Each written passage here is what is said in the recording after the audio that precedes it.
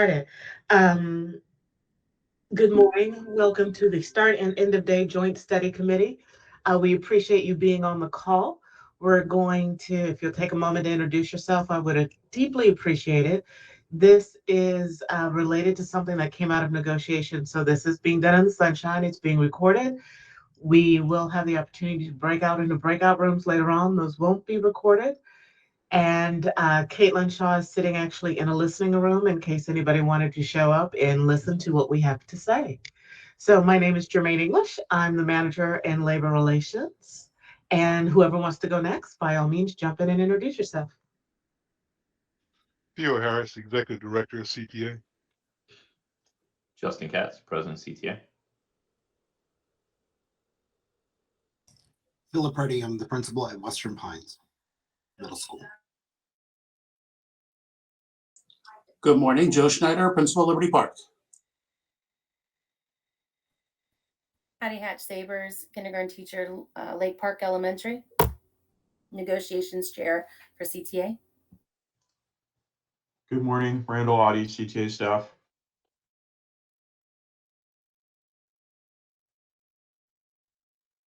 I guess I'll go next. I'm Rachel Capitano, South Region Instructional Elementary Superintendent. Had to take the day off today for childcare reasons, but I did not want to miss this meeting and am happy to meet those of you I don't know and happy to see those of you that I do know. And thank you, Rachel, for your dedication. Unfortunately, Bobby Moretti, principal of Coral Springs, is unable to attend today. There is a funeral that she needs to attend for a school district employee, so she will not be able to join us this morning. And hopefully Gordon will join us here in a second, and Retha will join us as well.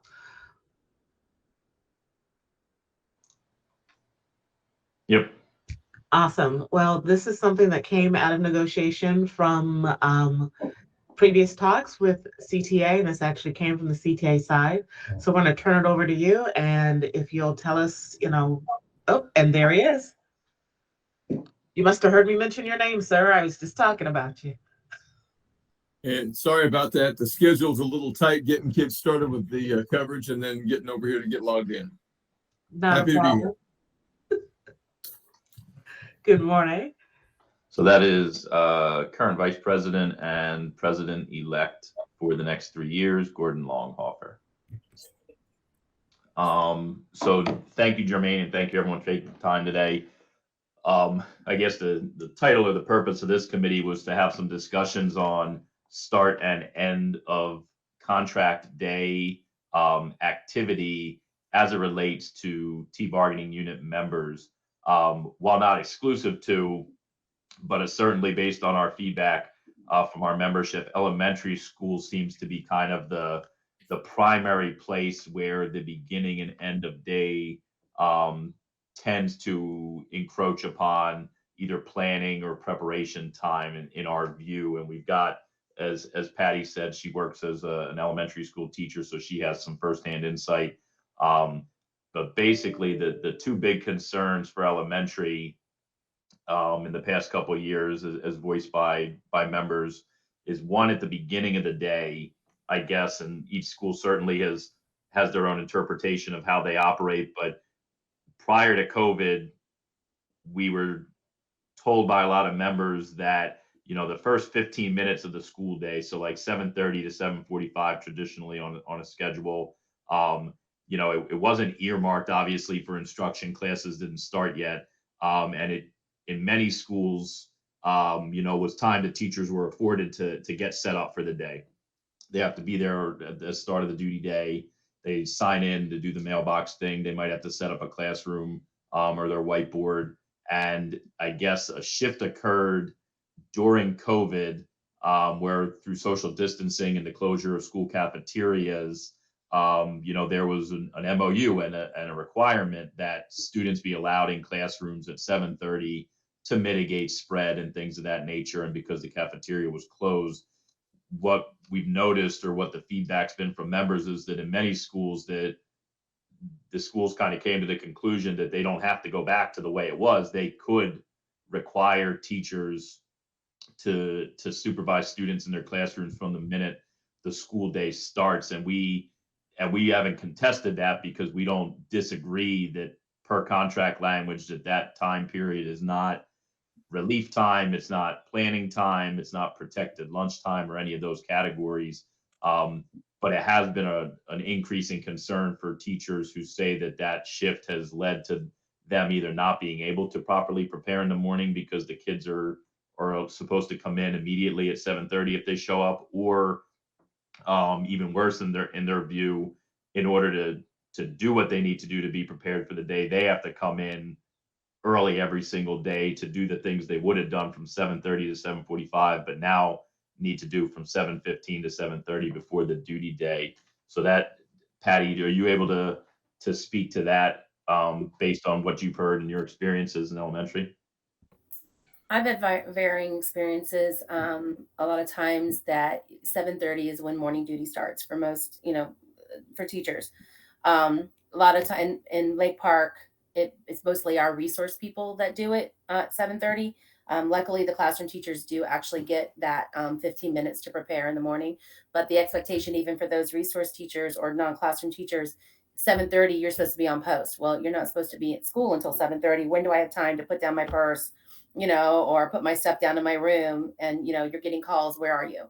I've also had it where teachers have had to be out supervising kids as well at, sometimes it's been a rotating basis where you're outside and having to, sit with kids until they're sent to the classroom. Those are my experiences with it. But I can say this, if you're coming in at 7:30, there are things that we need to do to get ready for the day, especially with smart boards and signing in and maybe it's getting things ready for the day. So those 15 minutes, generally most elementary teachers are using kind of like your planning time. And it is a valuable 15 minutes just to get your day started. Otherwise, as you said, Justin, we're coming in early. I mean, I come in early because I need time to get my stuff together. I'm lucky I don't have a morning duty, and I'm lucky that our principal and former principal, Mr. Petty, didn't make us open our doors until 7:45 in the morning to let kids in, except for extenuating circumstances sometimes, but it wasn't a common thing.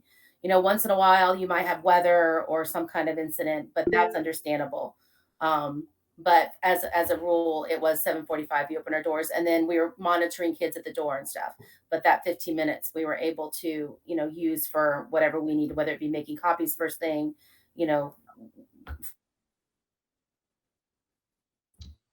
Patty, you're muted. I know. I just sort of said,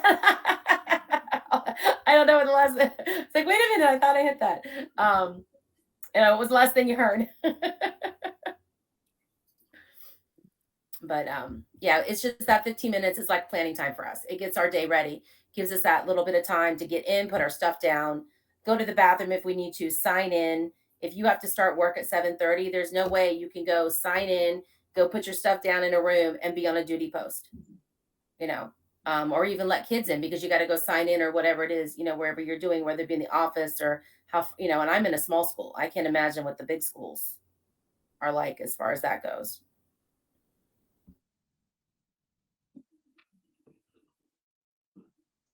As far as start of day in elementary schools, we know there are a lot of schools that afford that first 15 minutes, by courtesy of the administration. As Patty mentioned in her experience, we're hoping that there can be some degree of consensus. Obviously, different schools operate on a spectrum of, what their needs are based on where they are and everything else that goes into it. But that again has, since COVID, that's become a much more prominent concern that wasn't vocalized to us pre-COVID, but we think now, like I said, that some schools have discovered that time is unprotected, where they didn't necessarily take advantage of that before, and now there are schools taking advantage of it, where we would love to see some sort of understanding that these teachers need 10, 15 minutes in the morning just to get situated, and not have to be forced to come in beforehand. That's the start of day issue in elementary, generically speaking. The end of day issue really has to do with best practices for parent pickup and complying with the contract as it relates to planning time. There are schools where this is not a big issue, but I think most elementary schools run into this, and we're hoping to find some sort of best practices or some sort of logistical changes, because the planning time that the elementary school teachers are supposed to have at the end of the day, assuming they get the one big chunk instead of the two halves, is regularly just infringed upon by nature of the parent pickup line and the kids and their parents going past the 2:15 marker. So I don't know, Patty, if you can speak to your experiences on the kind of end of day and planning time and how that process can and can't kind of pinch time. Yeah, a lot of times, we will have teachers will have afternoon duties, so we have to either take walkers to the gate and stand by the gate and monitor that, or car pickup or something, bus duty, depending on. And a lot of teachers, like in my experience, is usually grade levels are like, you take these kids, you take those kids, and a lot of times that we will not be done by 2:15, or one section may be done, but the other one isn't. Usually, parent pickup is usually the longest one. So there are times when you may not get back to your classroom till 2:30. Sometimes it's 2:20. Sometimes, it could be any varying part of that. There are some, models out there that are kind of creative, that have helped, like in my school, that actually do minimize the amount of time that we are out of the classroom, or not out of the classroom at all. And Mr. Preddy can speak to that. But because we still maintain that, but I don't know how that would work in a larger school. I have no idea, because in schools I've worked in have been smaller schools. But there are probably some creative ways that could work, where like I don't have a duty. My duty in the afternoon is my kids in the classroom waiting for parent pickup, and at basically at 2:15 it's an all call for anybody left, and they go to parent pickup with some teachers that are out there. But I will say this: the teachers that are monitoring there, like for example in my school, happens to be our fine arts teachers are out there, and they're the ones that are monitoring the parent pickup, and they're out there past 2:15. I mean, it's probably till 2:30. And so they don't, I may be getting my time, but they're not getting theirs too.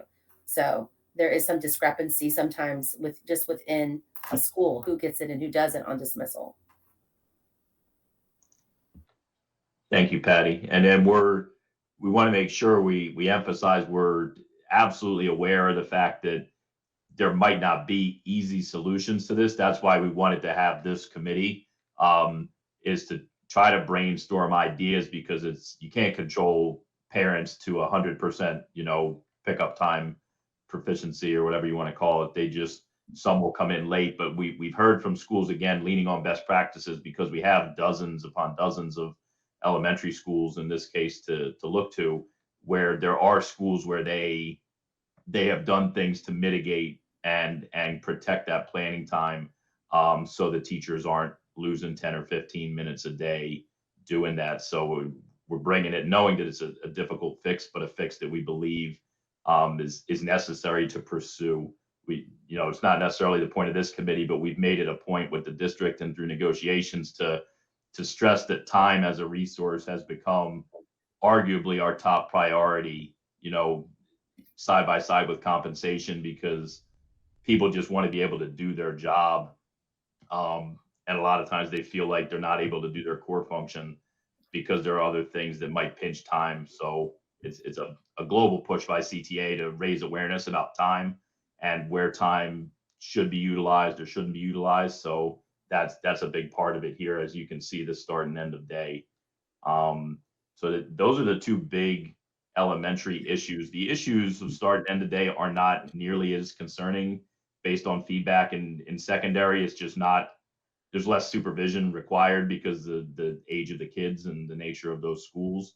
But we do have Dr. Prescott from Atlantic High School, and again, Vice President Longhofer from out west and Pahokee Middle High, I believe. If either one of you kind of wants to speak to the middle or high school levels, if there's any pointed start or end of day issues, or if it's just all clear because it seems to function pretty well and it's more of an elementary school issue, by all means, go ahead. I'll jump in, Justin. It's not really an issue in my building. The attempts to manage the students getting to and from first period sometimes might go a little bit early, but it's not a huge issue. Our call time is 7:20. Students are allowed out of the cafeteria around 7:24, 7:25, which is kind of typical because classes must start at 7:30. Being a combined middle high school, we're obligated or we're obliged in my middle school to follow the high school schedule, but we do have 7 classes as well. And the dismissal time is 2:50, and teachers are released at the same time that students are, following a dismissal procedure that admittedly starts a little bit before the end to make sure students get to right places with respect to being middle grades age rather than high school students. And yet then all efforts are done so that at the dismissal bell of 2:50, teachers are then effectively released from their contractual duties. I'm not aware of too many others personally myself that are issues at other middle schools. I think probably because the teachers there arrive 45 minutes or so before the start of the day for students for morning plan time or conferences that may occur. Then they have their 6 periods and one of those being a planning hour. And then dismissal occurs with the teachers still in the building under contract for another 10 or 15 minutes in most cases. That's evidenced by a daughter-in-law who teaches at a traditional middle school with 6 classes. For me, that's it, President Katz. Thank you, Gordon. And Dr. Prescott, do you have any thoughts as a high school teacher regarding beginning and end of day type duties or time concerns? Well, right now I'm at Atlantic High School, and we haven't had any major issues with that. We are on a block schedule, and not that I don't know if that matters or not, but we haven't had any major things. Our major contributing factors are traffic mainly. So if teachers don't get in by a certain time, then they're after the contract day. So we have to get in by 6:50, and after that, the parent drive-through line is really crazy. So that's about it. But anything else, we have our planning periods, and we meet and do all our collaborative planning on those planning periods. So we don't have any of those constraints on us. Okay, thank you. Yeah, so you kind of get the gist that, elementary schools tend to have the most complications just by nature of the student age and the responsibilities that tend to follow. So that'll be at least our side's kind of primary focus, because that's where the biggest concerns, if not the only concerns, come from. Jermaine? Well, thank you for all that information. We appreciate the input. We're going to go into breakout rooms. Those breakout rooms are not going to be recorded. I'm going to say 10 minutes, and we'll be back and give us a chance to talk.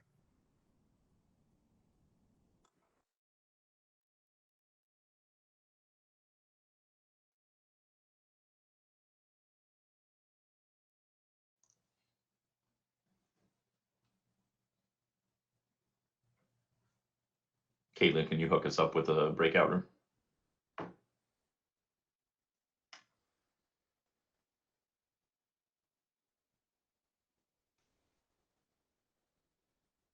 I won't see an invite yet.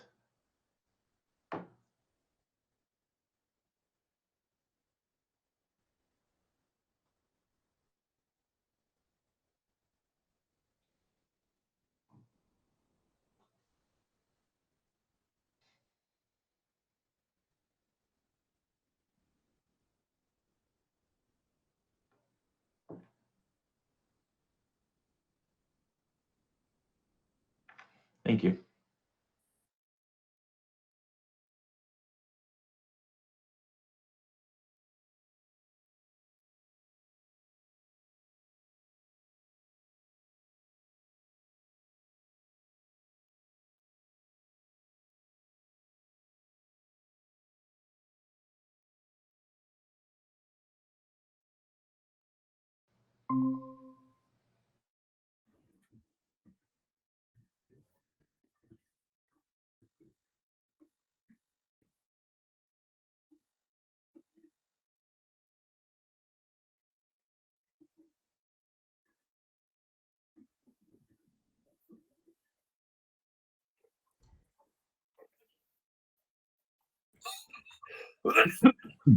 Okay, I think everybody's back.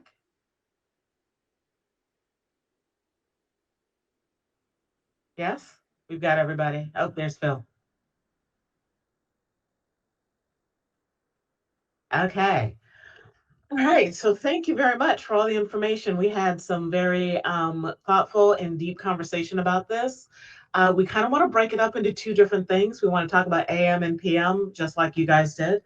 Uh, First of all, we do want to talk about and acknowledge the fact that there are some safety and supervision issues that we definitely are going to want to talk about deeper and look at deeper, especially in regards to the AM and the PM specifically. And I really appreciate my team being on here because I have some great experience here as previous principals, current principals, elementary, middle, and a large elementary. And I'm going to turn it over to Joe to have some conversation with you guys as well. Hello, everyone. Once again, Joe Schneider, Principal, Liberty Park. Liberty Park's kind of one of the larger elementary schools in the district. And, you know, just in the conversation we're having as an elementary school principal to make sure that we have the safety pieces that we need and to make sure that the supervision is there. As a principal for a long time, it's been pretty much, we have either two 30-minute planning periods for teachers or a 45-minute period for elementary school. And it's important for us, you know, like for my homeroom teachers, those that, you know, are reading the classes of kids, they're usually my 45-minute planning session pieces. So, you know, the 7:45, you know, being in their room is not an issue. That's kind of when we send them off and their responsibilities begin. Because in the afternoon at 2:15 is when their planning period goes from 2:15 to 3.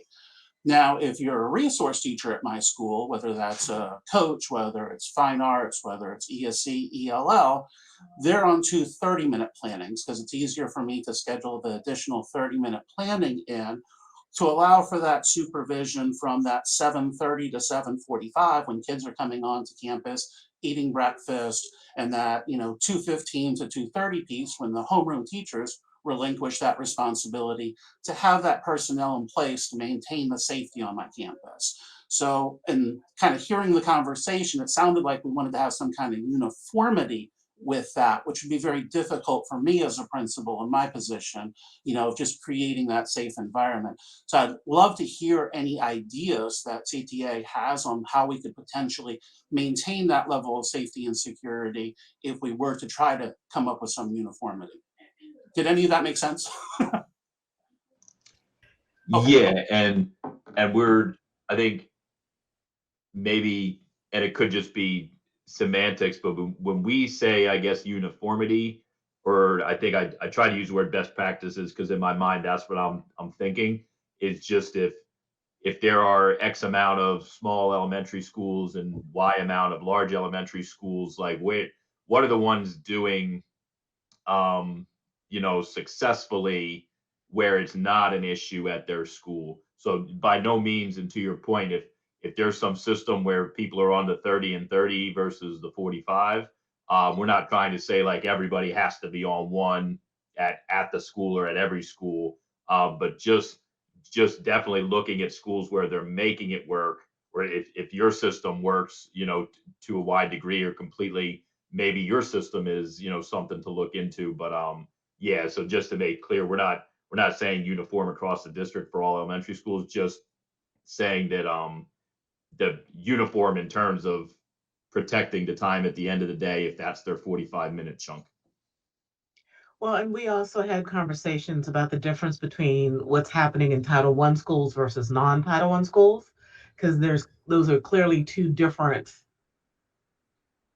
environments that we really want to make sure that we're acknowledging them differently and not, again, using best practices to just kind of sweep over both of them when obviously one wouldn't work in one place, but might work in another. So we wanted to have some conversations with you guys to see if CTA has come up with anything that you hear as a best practice. We can absolutely talk to the elementary principals about what best practices are working. And, you know, obviously, Joe seems to have it all done. And Philip Purdy's already gotten mad respect from just the CTA side here alone as well. So clearly, we are getting it done somewhere, but we need to, you know, get some more information. Understood. And yeah, just like the school counselors meeting, yeah, our thought would be that we would certainly introduce our concerns or our issues and then whatever dialogue we had today, and then at the second meeting, hopefully come back with some feedback or solutions. I know from surveying our membership, the schools for both morning and afternoon, the 2 AM PM splits, the most successful example of an AM solution is to maintain a school cafeteria being an open area from that 7:30 to 7:45, or some large room, whatever is available at the school site, because that's where the schools that said that the respondents in our survey that said they didn't have an issue with the morning time was that they, before COVID and after COVID, they have maintained that common area, because only a certain percentage of the kids are there from 7:30 to 7:45, and then the rest will trickle in before 8. So the cafeteria doesn't have to house the entire school necessarily, just the kids who show up from that 15-minute window. And then at 7:45, which in our view tends to be the norm, that's when kind of classroom doors are open, and it's kind of, that's when you're expected to take them at many schools. So for AM, to us, the requirement that a common area, probably the cafeteria, be maintained, would at least reduce the need for supervision from every classroom be open to a handful of people or a number of people. On the PM side, I think we might have mentioned it, but to us, the best solution seems to be what some administrations do, which is that if you have the planning period chunk at the end of the day, your 45 minutes, at those schools, there are some principals and administrative teams who through, whatever detail, I'm not 100% clear what exactly they do, but they turn the teachers loose at 2:15 and say it's no longer your responsibility. They treat planning time from 2:15 to 3. They treat it like a period. It is your planning period. So they do protect it in that regard. So that when we say best practices, those to us were like the identified best practices by response of our membership when they answered, because the surveys we sent out, and I'll do the same thing with this survey as the school counselor one, where as long as there aren't any kind of identifying markers, I can feed you that raw data. They basically, it said that those are the two best ways that they've found. And again, it's not every school's the same, but if it works at a bunch of schools, the hope is that we can find a way for it to work at some of the schools where it's not currently being implemented to protect that time. Okay. Well, if you could absolutely share that data, that would be great. And I'm not looking for any kind of identifier that identifies the individual, but identifying the school would be helpful, because then we can also drill down into what's Title I, what's not Title I. So we can see if there is an issue around one or the other, and maybe we need to come up with a solution that would be, specific to that. Okay. And I should be able to more freely share it for this, because this was a survey of like every elementary school teacher basically that responded. Whereas the school counselor one, like we said before, there might have only been one school counselor that exists at a school. So their response is clearly not anonymous if they're the only person at, that elementary school. So we'll look at the data and get you what we can as soon as we can. Are you saying there's more than one elementary teacher at every school? That is Crazy. Joe's working with one teacher over there. She's got on skates and she's going from room to room. She'll be fine. Okay. That sounds like a really good solution. At least we're moving forward, and that's helpful. Does my team have anything else we need to add to this conversation at this point? Okay. And anything from the CTA side? No, we just appreciate everyone's time and their willingness to brainstorm together, because our sole goal here is to come up with constructive solutions to what we perceive to be some concerns, not to come in and say the district needs to do this or needs to do that. We want to work together to improve the efficiency at the school sites that benefit both, the instructional staff and the administration to do what they need to do. Absolutely. And Patty, Ruthia, Garden, thank you so very much for your service, your dedication. You're teaching the children. You're on the front lines. We appreciate you so much. And to the principals and Superintendent here on the phone, I appreciate you on your day off coming into this call. You win the most dedicated on a Monday following spring break. So you get the gold star. I appreciate everyone's time, and I look forward to seeing you next Monday. And we'll look for that information, and there'll be some emails and follow-ups. Likewise.